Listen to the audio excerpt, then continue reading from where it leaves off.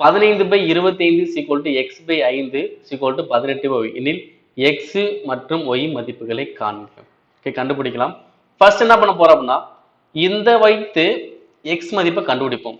x மதிப்பு கண்டுபிடிச்சிட்டோம் அப்படின்னா அதுக்கப்புறம் இந்த ரெண்டை வச்சு y மதிப்பை கண்டுபிடிச்சிடலாம். ஓகேங்களா? சரி, இப்போ 15/25 x by 5. இப்போ நமக்கு தேவை என்னது?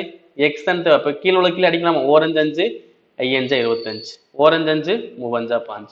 அப்போ x மதிப்பு எனக்கு எவ்வளோ? 3. x மதிப்பு என்னது? 3. இங்க 3 அப்ளை பண்ணிக்கும். அப்போ இங்க என்ன வரும்? 3/5 18/y ன்னு வந்துடும். ஓகேங்களா? இப்போ என்ன பண்ணலாம்? மேலே மேலே அடிப்போமா? 1 3 3 6 3 18. ஸோ இந்த y மேலே போயிடும், இந்த 5 இங்கிட்டு போயிடும். அப்போ y 5 யாரும் பேருக்குன்னா 30. அப்போ உயர் மதிப்பு எவ்வளோ? 30. ஓகே, அப்போ x மதிப்பு 3, y மதிப்பு எவ்வளோ? 30. ஆன்சர் என்னது? Option A. இதை நீங்க இப்படியும் கண்டுபிடிக்கலாம். இல்லை அப்படின்னா கீழே உள்ளதெல்லாம் சமமா இருக்கும், மேல உள்ளதெல்லாம் சமமா இருக்கும். ஓகே, இந்த 25 எப்படி வரும்? 5 5 25, 15னா 3 15.